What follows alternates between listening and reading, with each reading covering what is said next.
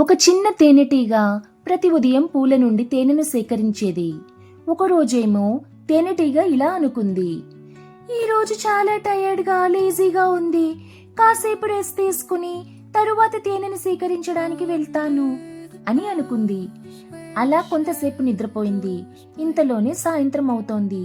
తేనెను సేకరించడానికి వెళ్ళింది. ఒక కమలం దగ్గరికి వెళ్లి తేనెను సేకరించడం ప్రారంభించింది.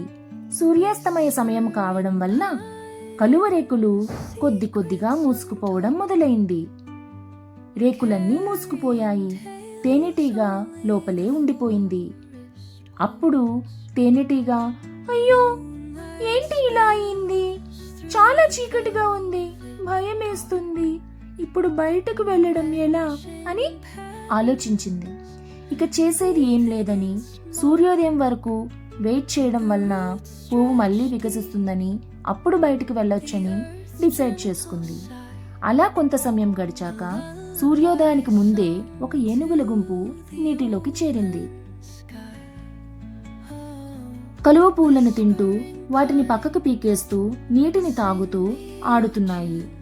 అలా తేనెటీగ చిక్కుకున్న పువ్వును కూడా పీకేశాయి. అలా ఆ పువ్వులో చిక్కుకున్న తేనెటీగకు బయటకు వచ్చే అవకాశమే దొరకలేదు. మోరల్: చేయాల్సిన పనిని వెంటనే చేయాలి. ఆలస్యం చేస్తే రేపేం జరుగుతుందో ఎవరికీ తెలియదు. One small delay may cause a big regret. Thank you.